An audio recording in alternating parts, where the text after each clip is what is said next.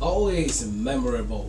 3 minutes away from the hour of 10 on the 4th day in the month of August 2026. Welcome to the second edition of the Melting Point on Memories 96.5 FM. I am Nyakno Albert. Good morning and welcome to the Melting Point. I am Anifiok Enquiry. Good morning, the old tailor. Yeah, okay. It's nice to have you again here. How you doing? Yeah, I'm not doing very fine. The weather looks like everybody's under the weather this period. Yeah, it's quite changing my voice as well. But we'll always find our way to get on top of it. Certainly, you're right. Alright, today we examine two controversies that have once again put Nigeria's democracy under the spotlight. From the State House meeting in Abuja on the 28th of July, where the Catholic Bishops' Conference of Nigeria, led by Archbishop Matthew Ndagoso, told President Bola Tinubu that Nigerians are suffering, to the presidency's sharp response accusing Cardinal John Onayekon of partisanship. The debate is growing louder. At the same time, INEC's publication of the President Bola Tinubu's 2027 nomination papers has revived questions about his educational qualifications, an issue many believe was settled after the 2023 Supreme Court judgment. So, are these genuine accountability concerns or simply politics ahead of 2027? Let's dive straight into the thick of the action. Joining us in the studio this morning to discuss these issues is a veteran broadcast administrator and journalist. He is the Managing Director and Chief Executive Officer of the CBS Radio Network, Dr. Charles Bassey. Good morning, Dr. Bassey. Welcome to the program. Well, a very good morning to you, a quiet woman beyond, and it's great being here on Melting Point. And I do hope we'll be able to get Find to the Melting Point. Well, you said that. That means it's boiling. The polity is boiling. I will find a way to, reduce the heat. Welcome, of course. Remember, you can be a part of the discussion via the phone lines on 0803 085 7755. That's for you listening to us now. And also on 0809 0666909. That second number serves as our WhatsApp number. So let's start like this. After the meeting between the delegation of the Catholic Bishops' Conference of Nigeria with President Bola Tinubu last week, a member of that delegation and a foremost cleric in Nigeria, Cardinal John Onayekon, disclosed that the bishops warned the president about worsening economic hardship, insecurity, and concerns over democracy. The presidency later accused Cardinal Onayekon of acting like an opposition figure. Similar tensions have occurred in the past, with religious leaders such as Bishop Matthew Kuka criticizing the administrations of former president, late president now Muhammadu Buhari, and earlier governments over insecurity and governance. This is raising a broader question about the place of religious institutions in Nigeria's democracy. Let's say, Dr. Bassey, should religious leaders continue to publicly challenge governments on national issues, or should they limit such conversations to private engagement with political leaders, like this one was a private one? Well, it's a little bit comme ci, comme ça, as the French would say. It's neither here nor there. Well, the truth is that if the Catholic Bishops' Conference raised concerns with regards to the challenges Nigerians are facing in the socio-economic space, they had a right to do so. Don't forget that they are, shepherds of a large flock, and particularly the Catholic faithful are quite enormous in Nigeria. Right. Within the south, the north, and wherever. You have bishops all over. I mean, the famous Bishop Matthew Kuka from the north and all of that, and many others, Kaigama and all of that from the northeast, Adama. So we have them all over the country, and the population of Catholics, for instance, are quite enormous. Yet alone the entire Christian, body. But let's look at the Catholic, leaders and their outburst here. I call it an outburst because it generated ripples. Now, one would say, what's their business? They should limit their issues to spirituality and ecclesiastical things. No. These are people who oversee the spiritual, social, and physical welfare, even political welfare of, because man is a political animal, of the people. And they relate to the people very, very, very closely. And I can tell you, even closer than the politicians. You can imagine a parish priest who has a barrage of people waiting to see him after the service. Oh, my mother is sick, I don't have this. Oh, I've not eaten anything since morning. Oh, my school fees. Oh, my brother is in jail, injustice here. And so many things. So they have a direct feel of the people. And the summation of the feel of the people across the country, okay, taking root from the Catholic faithful and by extension others, give them grave concern. So they're very justified to raise this concern. Now, in the meeting with the president, and it's not the first time they've raised this concern. In the course of our discussion, we'll talk about how many times they've raised this concern. Now, in this most recent one, where they had a parley with Mr. President, of course, they came into an indoor session, and as spiritual leaders, the president listened to them, and of course, in strict confidence, saying that he was talking to religious leaders, and in a private gathering, he opened up to them and said, look, this is the truth. What you're saying, you're making it look like we're not doing anything. We are trying our best. Maybe our best may not be good enough, but it's slow and it will grind slowly. And he gave assurance that it will surely, the axe will actually grind. But they came out of that meeting, and Archbishop Cardinal Onaiko came up to buttress or to echo or to amplify the fallouts of that meeting. When Mr. President said, look, those things are not really the way you're saying it, and he amplified it. And to the average Nigerian who's been pushed to the wall, there is something that will go to your psyche. It's like let me give you an example. Something is pressing your neck, for instance, and people are making efforts. Maybe they've spent even millions to ensure they hire, cranes to pull out that heavy thing. They're even using physical energy. They're doing so much. But because of the pain you are going through there, you're like, people are not doing anything. And you say, look, this pain is not even too much. That's where this insensitivity will come. Don't forget, some government officials, top government officials of this government, had made some statements and said that Nigerians are enjoying. You recall that? And I'm like, when you make such a statement, it looks very insensitive. I would have expected, okay, yes, you're right. We acknowledge. In fairness to Mr. President, he has acknowledged the fact that it's not well with the socio-economic space. But he has gone on to say that we are doing this and we're doing that. And we'll talk about the things he's actually doing and how much that is permeating. So, to answer your question, they were right. And of course, they had a morally bound duty to do that if they did so. Well, Presidential aide Temitope Ajayi, Daniel Bwala, and Sunday Dare argued that Cardinal Nnyin On breached the confidentiality of a private meeting and echoed opposition narratives. On the other hand, Cardinal Nnyin On insisted the bishops had no political ambitions and only fulfilled their moral responsibility to tell the president what Nigerians are experiencing. Now, the disagreement raises questions about transparency, accountability, and freedom of expression. Where should the line be drawn between confidential state engagement and the right of the public to know what advice influential national leaders are giving the president per time? Well, I think it's very inferential for those of us who studied communication. That's what they call inference.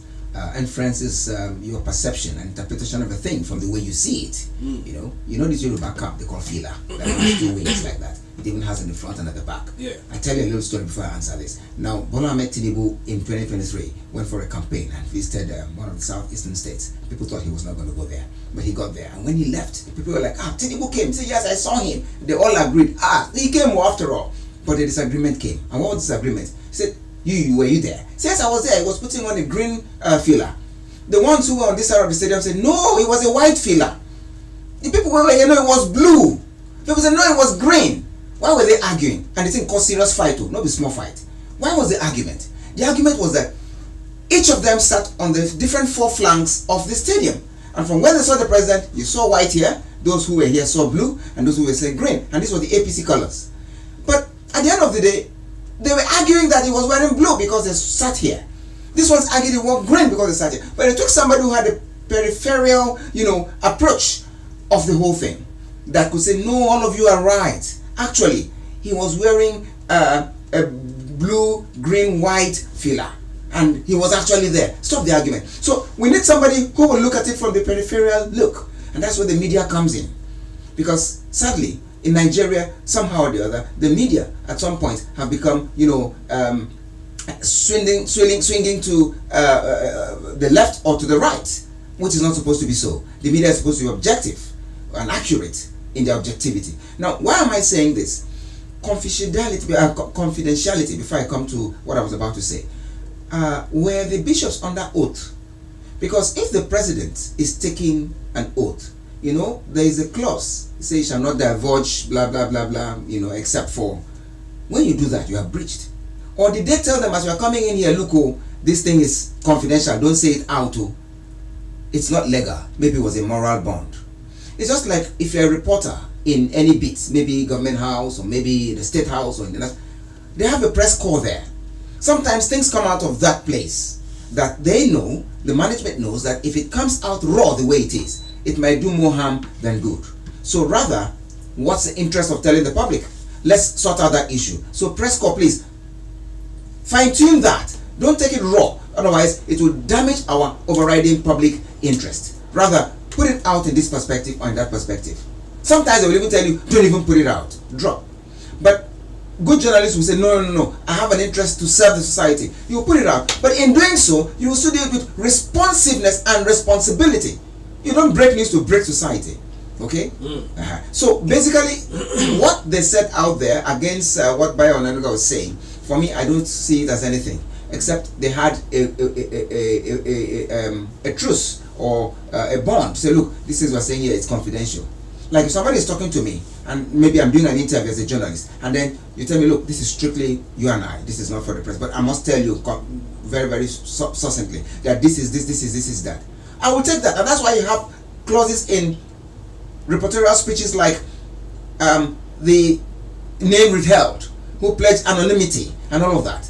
So in this case, it's a matter of public interest. In any case, let me play the devil's advocate. I'm not supporting, if they were told don't say it out and they went and said it, I'm not supporting the bishop. But I want to say this: whatever was said there by Mr. President has already been echoed by even the Mbono Nnyin On himself and even Ghana, when they said Nigerians are not suffering.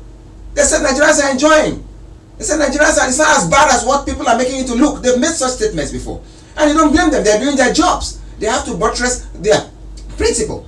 But I also warn media aides of functionaries in government, in an attempt to buttress and signpost your principle in good light, never do it to the detriment of the people. Do it in the light of the people. I can support my principle to the highest point, but without having to step on the sensitivities or the sensibilities of the people. If people are dying every day, there are no hospitals, there are no drugs in hospitals, there are no doctors in the hospitals, and then a media aide says, no, the government has built hospitals, he has done this and done that. And then somebody now tells you, look, people are dying, so at the hospital, people are dying here, and then you come out the next day and say, no, it's not true. Can't check out what the government is building. It's insensitive. Maybe you're waiting for your own mother or brother to also be involved before you now come and keep quiet. Let me give an example of what you're just saying to sum up this.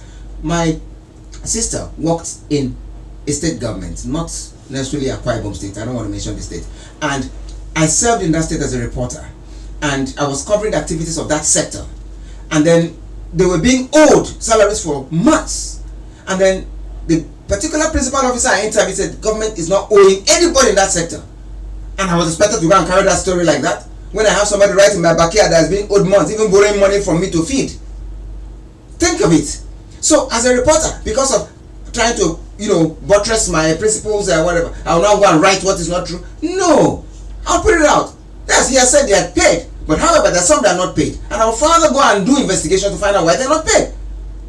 That's what I think media aides should do. Right now, they do it in a manner that it looks like I'm doing it for my money, and in some cases, they don't even talk at all, which is even worse. But in journalism, you say something, it's news.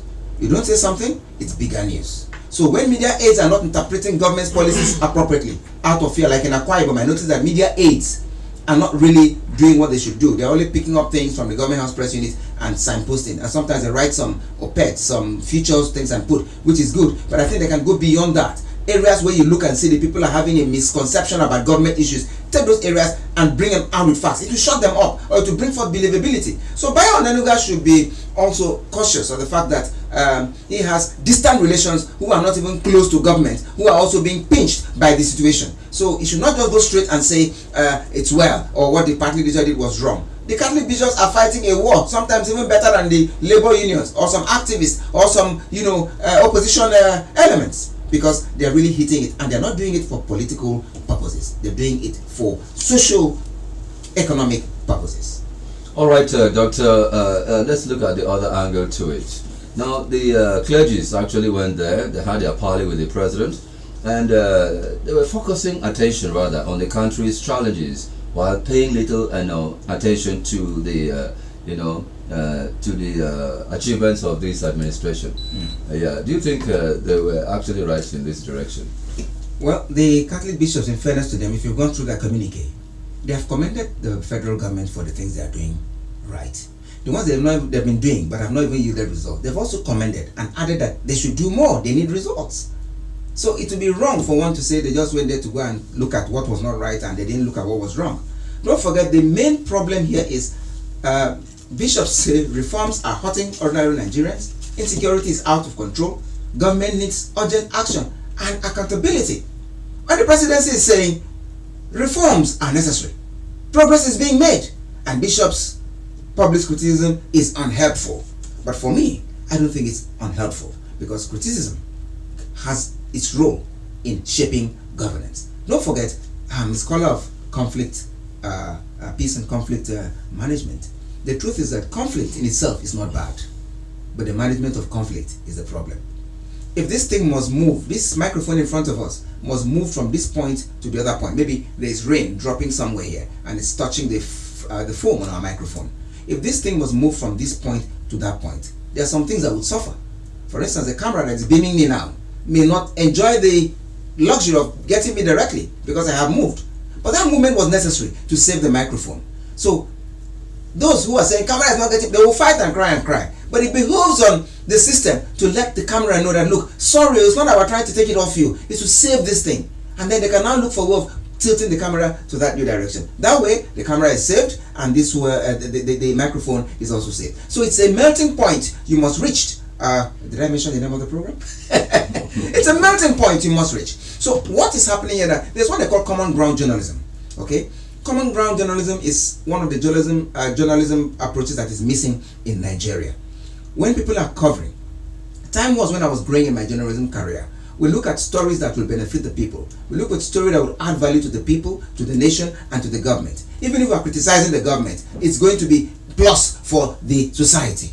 Okay, but in this dispensation, it appears if you're a journalist, if you can bring somebody up to the set, for instance, like you're interviewing and I have maybe a commissioner here, it's like slapping him, as if you're cross-examining him in a court to prosecute him and all of that. That's not the case. It's a matter of trying to make an inquest, because as we are blanking him and blanking him, the good things he's doing, you may not see. You may not be a fan of Mr. President, but let me let you know that there are many things His Excellency Bola Ahmed Tinubu has done that are of betterment for this country, and in future we'll sing his praises. Maybe because we're not seeing it now. So many things. I don't know, many people maybe when they start calling and start asking, tell me one thing. There are many, and I will name many of them for you here. You see, so that's the truth, and we must see it as that. All right, well, we're still looking at the recent developments on the national scene back here in Nigeria. President Tinubu defended his administration's reforms, pointing to improvements in fiscal stability, increased revenue to states, and programs such as Nail Fund. However, the bishops argued that many Nigerians are still struggling with high food prices, inflation, and declining purchasing power.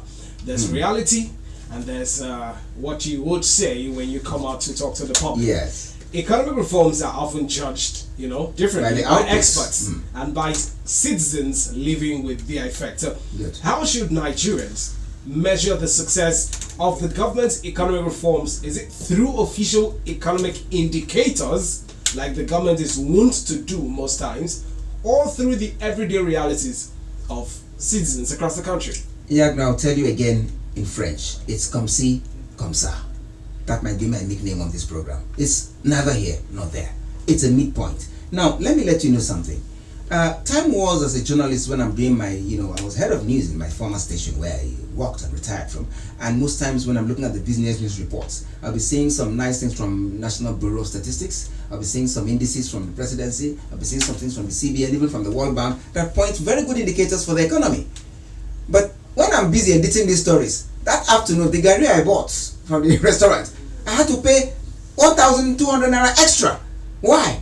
because the people say, look, we don't add price for our food. And I told myself one day, I had to pay so much for that tiny food, and I'm writing a story here how the indicators are, pointing to good directions. I think that's the crux of your question. How do we marry the realities on ground with the indicators we're seeing? Now, let me also let you understand it for our listening public. You see, a subject like law, the way a lawyer sees a scenario is different from the way the layperson sees the scenario. Now, the layperson may see a scenario from emotions, while the lawyer will see it from the point of legality. Okay? Now, somebody stole something, and then the law says he should be arrested, he should be tried, and he's going to go to jail. And then that's the lawyer's point of view. But from the society, it's like, he's a small boy. I even know his father and mother died just the day before yesterday. The guy is not even, he's even staying inside uncomputed building itself. I pity him now. You see the two sides. Now, the law will say, go to jail. And maybe it may be at the discretion of the judge, who may tamper justice with mercy. As a first-time offender, instead of going 10 years, say, okay, go 1 year, or maybe go but with community service. That's for the court. But the law must take its course. That's the lawyer's perception. And if a lawyer goes and say, no, he must go to court, he must go to... You see people ganging up against that lawyer. What's wrong with you? Are you not in this society? Can't you see that the father is dead, the mother is dead, he doesn't have a house? You see the two perspectives. So now who is right? The people are also right on moral grounds. But again, the lawyer is also right by virtue of legality. Now, if you take away legality, there will be anarchy in society. And if you take away morality, there will be further chaos. So the truth is that we must marry the two. And in marrying the two, it must be having a human face. Now, the president himself on many fora had mentioned that he acknowledges that there's hardship faced by Nigerians. You are a journalist, you agree to that. Now, in as much as that, some of his aides tend to dismiss that. That's why I just mentioned earlier that the aides should do a thing that will not crush the sensibilities of the people. I've mentioned, and I think I've dealt with that. And I think that also should be domesticated even in our own state. Make the aides tell along with the principle, let them flow. His Excellency Bola Ahmed Tinubu, I'm not speaking for the president, I'm speaking like a journalist who has been observing. His Excellency Bola Ahmed Tinubu has a vision and has a political will to bring about economic fortunes for the country. Don't forget, he inherited the country. It wasn't all this he did. One may argue, yes, it was his party that was there. No. It was his party, but he was not calling the shots.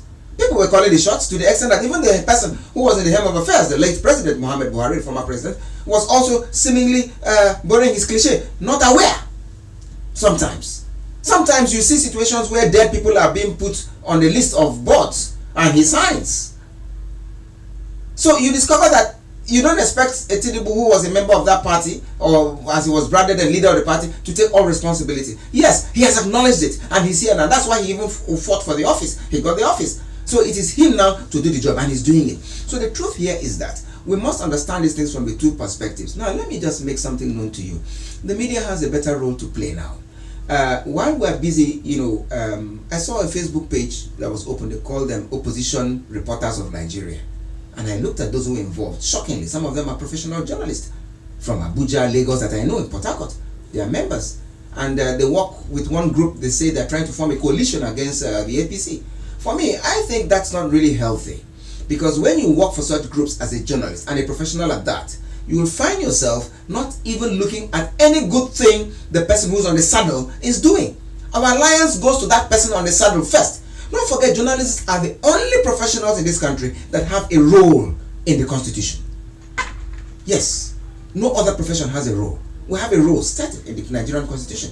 So if you do not carry that role, you have negated it. And anything contrary to that role, it's like you are not a journalist any longer. So the truth is that we should look at it from the 2 points of view. While the presidency is working towards those things that would help the economy take a footing and blossom, it should also look at those present realities on ground to see how it can mitigate. And that's the reason why perhaps some funny things that came up, like all this, what do you call it now? Is it trader money? All those things that they give in hand cash. For me, I see them as handouts. They're not right. In the last administration of Buhari, it was a conduit pipe for many people to enrich themselves. In fact, the Minister of Humanitarian has queries to answer. The former ministry, the minister then, has a whole lot of things to answer up till date concerning how funds were utilized. Can imagine billions that were recorded for school feeding during COVID and all of that. So many funny things. So the truth here is that we need to understand that the government has to understand that there must be a touch, human face. For instance, if you look at the financial standing, they say subsidy removal freed up funds for infrastructure and stopped massive leakages, smuggling, and all those funny things that happened in the shady deal of subsidy era. That has brought in more funds, okay? But when you hear all that, people don't look at how subsidy stopping has added value. They look at the aspect of how subsidy removal had caused problems, which both of them are right. But nobody's looking at how it has happened. Are you aware that the subsidy removal created sharp inflation? So many things went amiss. Are you also aware that the subsidy removal over time saved money and made money more available to states and local governments?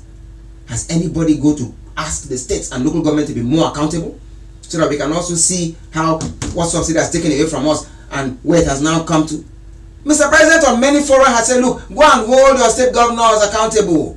Go and ask your local government. As I speak with you, there's no local government that earns less than 400 million monthly. None. Go and check. Thank God for the present John NUJ that made many journalists, of which I was part of them, to attend refresher courses on investigative journalism and financial reporting. Right on my phone, I can track and know how much comes to my local government on monthly basis. Anytime they go for FAQ, after then it is published. And if you publish something there that is not right, if XYZ local government said they got 100 billion, for instance, and it's published there, if you know that's not the right thing, come out and cry foul. Hey, what you guys publish is wrong. But nobody's talking, which means that's the truth. So what's happening? We need to see more of these things. So that's why I said come see, come sir. And those other things that I would mention to you, they don't seem to be things that would happen immediately. For example, the single exchange rate, before we had multiple exchange rates, we had situations where even from government, if you want to go for Hajj, or you want to go for you are buying dollar at a lesser price. Whereas importers of consumables that will help the economy work don't even see dollar to buy. Then you go to black market, this one is selling his own at 10 naira, this one at 15 naira, anyhow. It was not helping investment. But now we have all that collapse, and we have a unified forex system, forex unification, a single exchange rate, which means it will attract more investments. So nobody's looking at those things. Now, Doc, before the hoteler comes in, Nigerians are trying to reconcile what the government is saying. We're doing our best. Please bear with us. And then we're seeing government budget billions of naira for SUVs, budget billions of naira for projects. I mean, we have seen a lot of things happen in the budget, the 2026 budget.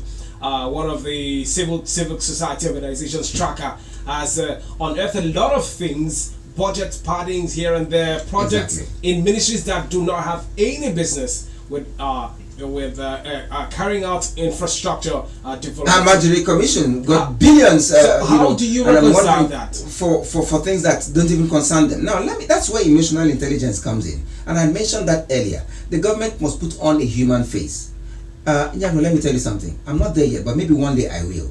I can't be a functionary of government in a jeep and with backup vehicles, maybe hairlocks in front of me, one behind me, and I'm driving and I'm passing my vicinity, and I see some very, very young people who are selling things that in the rain, that if you calculate what is inside that tray, you don't even reach 200,000, even 50,000, and they'll be there from morning till night, and I'll drive past. I will stop by. One will tell me, how many will you touch? But we have several functionaries that pass particular places and things are like that, even in their own domains. If they do that one at a time, if they were 20 and you have touched maybe 6 or 4, you've done something. Now, let me say this. When they say bear with us, I saw a cartoon. I don't know where cartoons have gone. When you look at the likes of Asukwo, in the Chronicle of those days, and then you look at this cartoon on Vanguard, Mr. and Mrs. and all of that. As a young child growing, I never played with watching cartoon, listening to, reading cartoons. There's this cartoon I saw. I don't remember who was the architect of that. There was a cartoon that said, bear with us. And there was this fat man, they labeled him politician, and he was busy eating big chunks of drumstick chicken and a big, whatever, and his shy chicks were around him and all of that. And then the people who were suffering, were pushing the boat he was in. It was in a river. He was pushing the boat, and it was like, please bear with us. And he was busy. And these ones were there sweating, some with wounds on their face. They showed plasters on their face. So that particular cartoon depicts what we're talking about.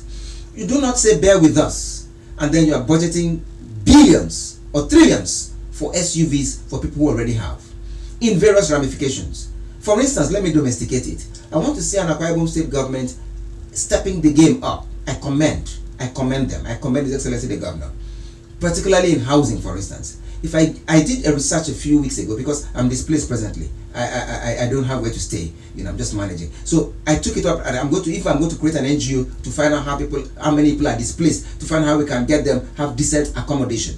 I took a research around Uyo local government where I'm from. And Uyo is basically urban. But they forget that we have some rural Uyo and suburban Uyo. For instance, Ikono axis where I'm from. It's rural. In this Etoe axis we're talking about, we have some suburban and even rural there. Ikori down and all those areas. Now, let me share with you. If government can deliberately say, look, because of how things are, a young man who is living in a 1-bedroom apartment or 2-bedroom, managing with his Okada, just to do, what do you call this, Osusu, and when it gets to the point where the rent is supposed to be paid, that period the children don't eat well. That period the children sometimes are out of school. That period, so many things, because they have to save monies to be able to pay high rents, sometimes increased by the coming year, you see. And these are the things you are saying, have patience. And I know of a man whose bike broke down within this period. He was chased out of the house. His 6 children, they are now using waterproof to stay in this Uyo. And that place where they are staying and managing, they come out to sell pure water, and sirens blast past that place every day. So what am I trying to say? There should be much of the human face put up more in terms of people-centric, direct people-centric touch. Then the people will have believability in them. And once that believability is there, you will discover that people will listen when you say, have patience. But when that believability is not there, and you are telling them, have patience, a time will come when sirens are passing by. People say Moko. But I want to say time when sirens are coming, like during my growing up days, even during the military regime. Yakubu Gowon will come and pass. All of us with our container shoes. Hey, we'll be raving. Say our president. But in this dispensation, when you are driving, I was at the ring road. A convoy was going. I had the comments from people. It's not when I was putting on an Arise badge. I felt somehow, to hide myself because they said, forgetting that I'm not even in government. It's out of passion for the Arise agenda that I put on this Arise badge. All right, this is the melting point you've been waiting for on Memories 96.5 FM. Dr. Charles is in the house. All right, Doctor, the clergy also observed that Nigeria is a bleeding nation. And aside from that, they also pointed out that the policy thrust of the present administration, like you rightly pointed out, on fuel subsidy, has not been fairly used. Floating over the naira without clear evidence of savings. Do you think the Tinubu administration has done enough in terms of saving the fortunes of fuel subsidy? Well, the president, leadership is very difficult. If it's not difficult, my brother, go and watch football match. When you see footballers, that's more pass. If I just put that, my brother, enter pitch. That's when you now know that it's not as easy as that. Rather, I think we should encourage the leaders. But at the same time, the leaders also should be very sensitive. I've said that again. Now, let me also let you know, in response to what you have just said, the people are tired. The people have been pushed to the wall. The people have now become, worried. It's not only the issue of economy. We are talking about security. The space of insecurity is becoming much. Okay? Now, has the government really done enough? The president may be limited, and that's why he only goes to appeal. It's a legitimate thing for the states to come to Abuja cap in hand to collect their allocations, and he knows how much each state is going back with.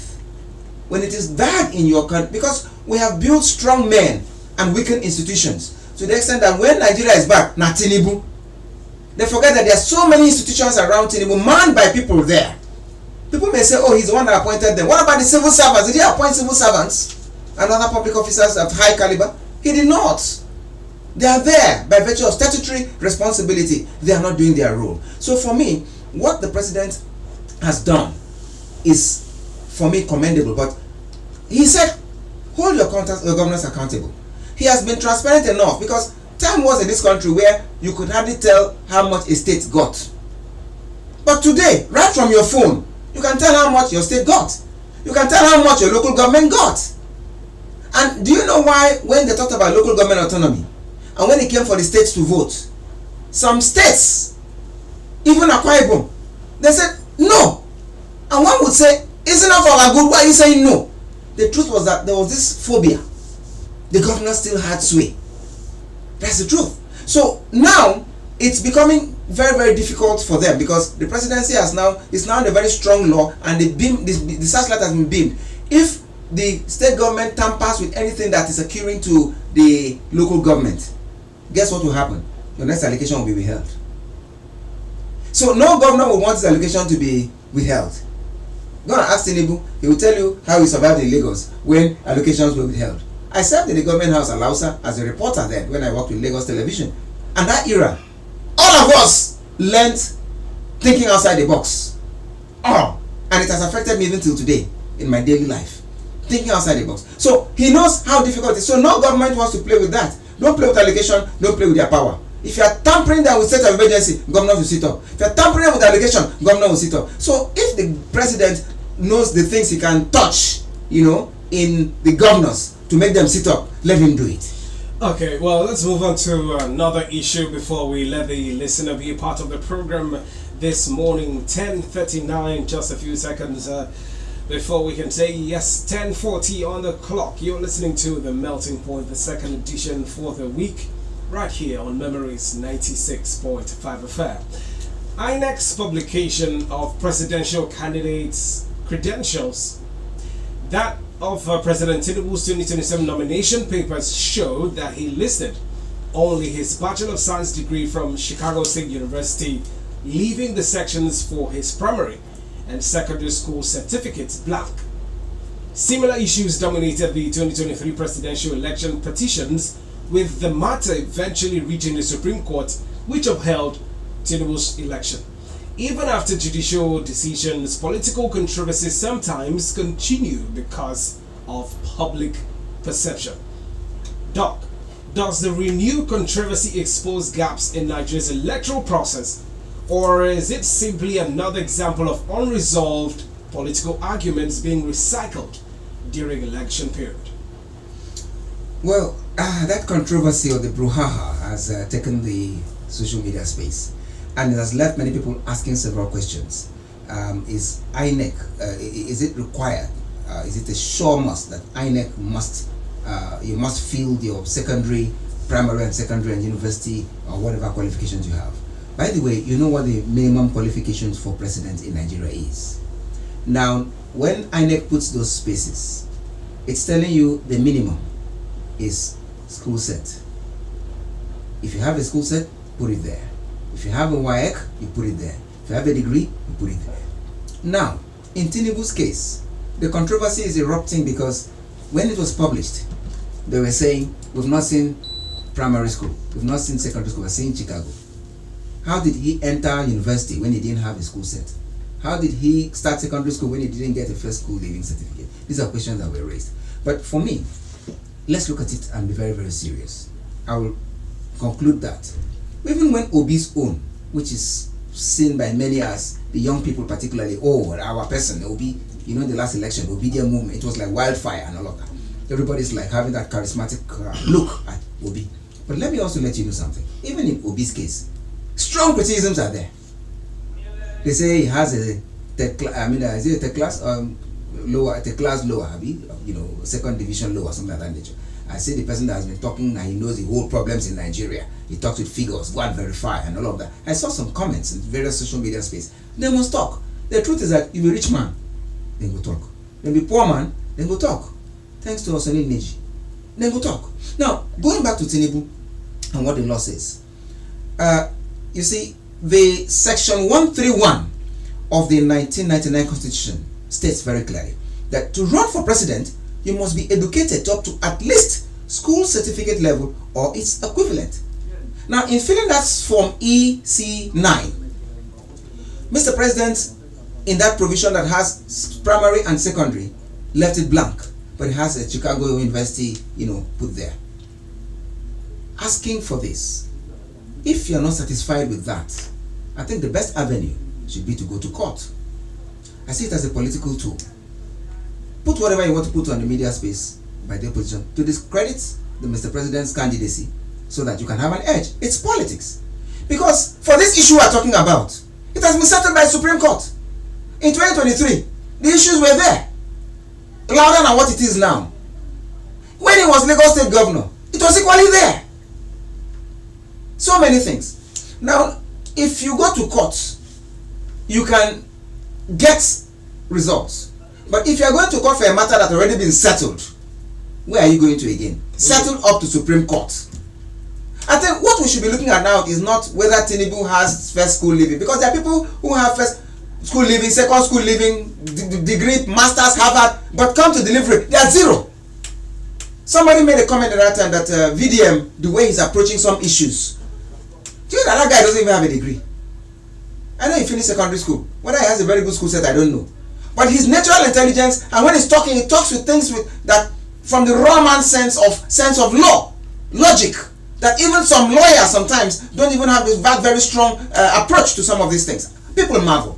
So what Nigerians are going through now, we should think of getting your PVC. If you are not interested in this person and you feel you can't do it, look for the other person. Those issues are irrelevant. Whether he filed first school living, second living, is it going to stop insecurity?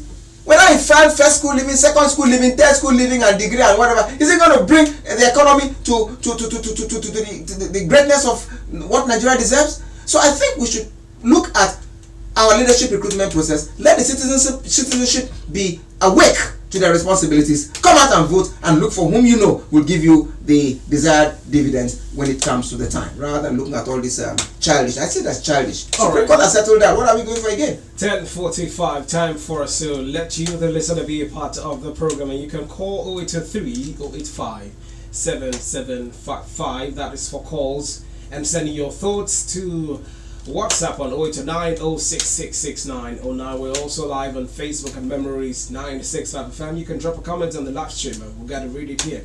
Try to keep your calls within a minute so we can take as many as possible and head back to the questions. Hello, good morning. Welcome to the program.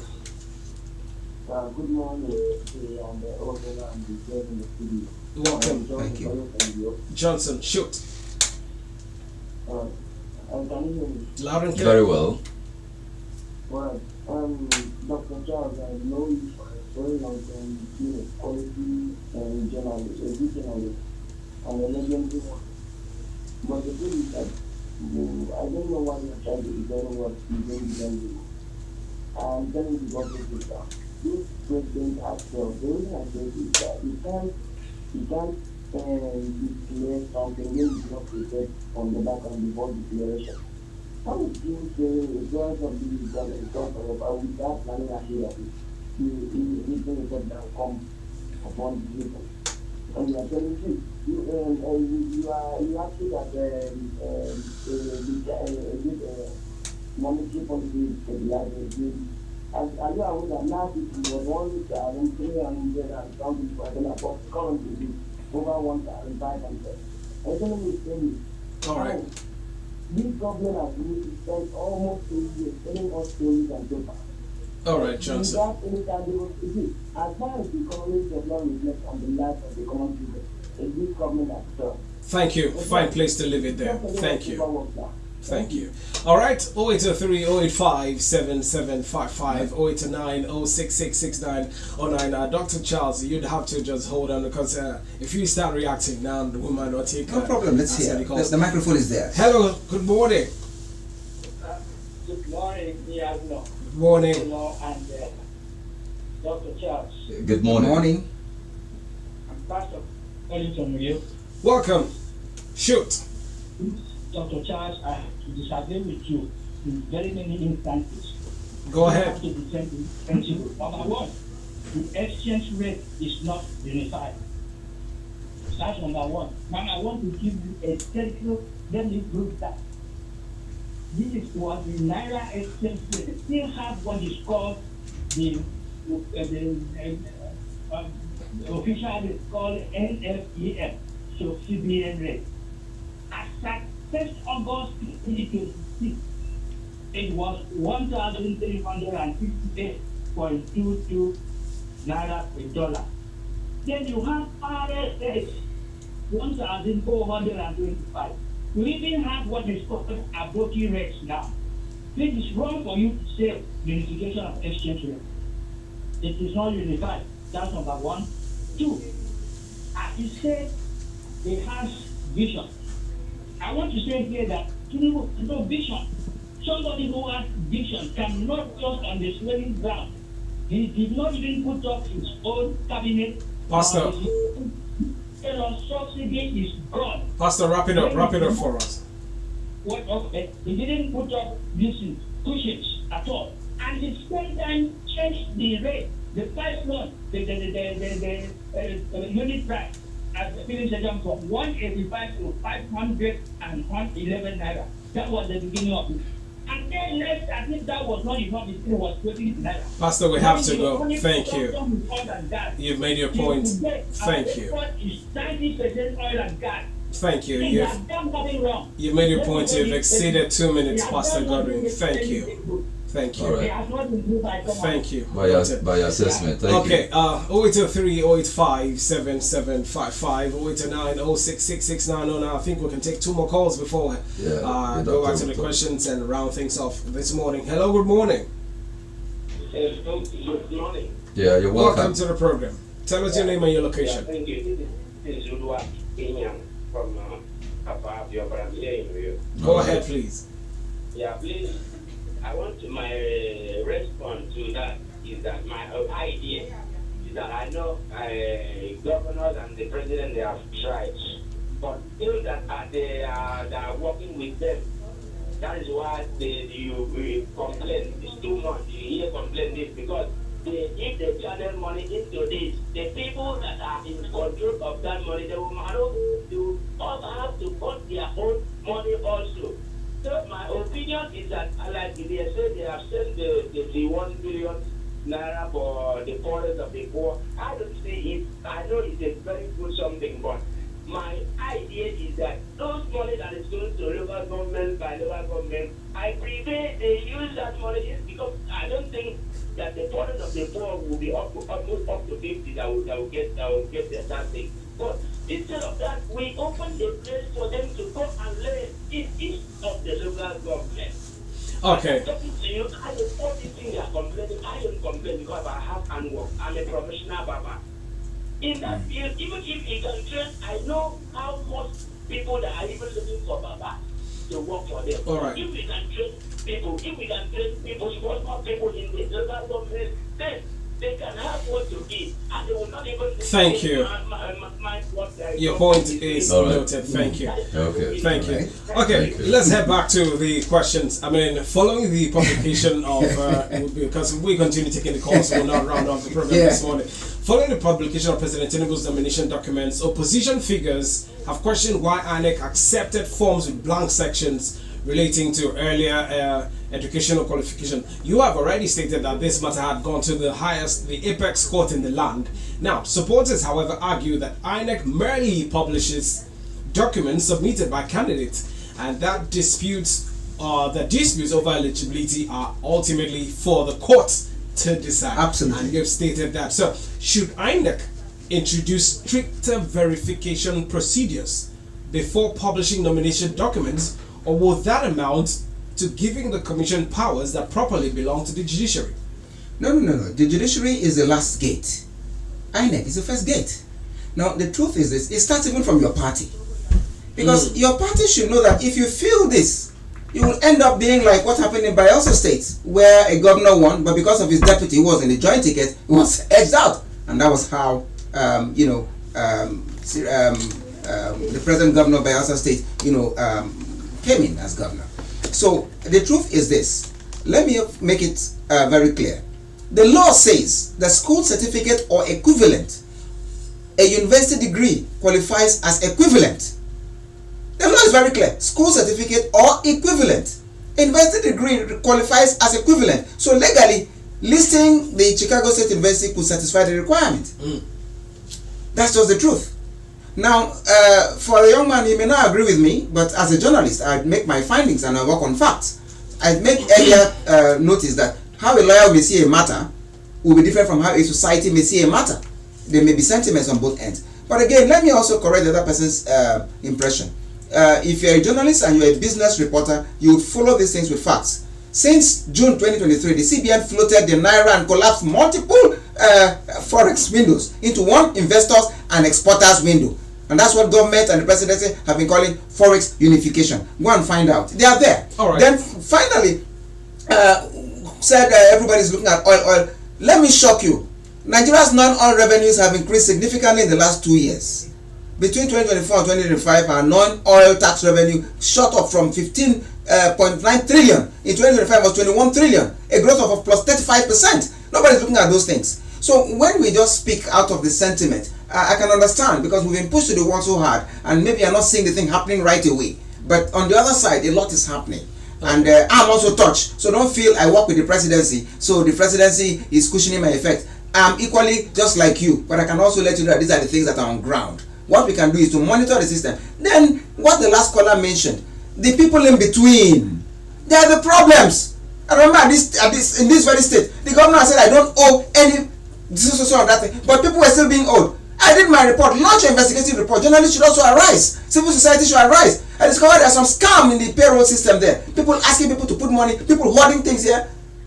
It was published in on my blog, and nobody contested it. And when they now noticed that these things were coming up, they started releasing those things. Only yesterday, one woman got an alert of the person that retired since 2014 got her payment yesterday, just yesterday. So the truth is that it's not just about the president being blamed. It's about the downliners. Everybody must play their positive roles. All right, let's round off with some comments. Team Tom on WhatsApp says, if we are the president's children, or if I'm the president's child, that's how he should have put it, I will be so ashamed with all the certificates scandal every now and then. Even the Chicago BSc, the last time it was in accounting, now it is business administration. I'm not surprised the country is going in this direction. Why did I spend all the years going through several educational institutions? That's Team Tom from Oyo. And for the on Facebook, Dr. Charles, hope you have FLC and SSCE too. Do you have? Do you think any employer of labor would employ you without the basic evidence of these two certificates? Let me state this clearly: focus on the issues and not the analyst, because sometimes the comments tend to get personal. If you get personal, you have derailed from the melting point. This is where we'll have to apply the brakes for today. Yes, huge thanks to Dr. Charles Bassi for coming on the program today. Thank you very much. Perhaps educating that person, Tinubu studied business and administration, majoring in accounting. If you're not really strong on information, please don't just go up to the space. Okay, the conversation doesn't end here. Nigeria has witnessed similar moments before, from the Catholic Church's criticism during the administrations of President Olusegun Obasanjo, Goodluck Jonathan and Muhammadu Buhari, to the legal battles over presidential qualifications after the 2023 election. So, as 2027 draws closer, the real challenge is whether political leaders, religious institutions, and electoral bodies can strengthen public trust instead of deepening divisions. Ultimately, Nigerians will judge not only the arguments, but also the leadership, the institutions, and the outcomes. Of course, huge thank you to you, the listener, for staying tuned. Join us again when the program returns. Until then, my name is Nnyin On. Albert. Thank you, Sister.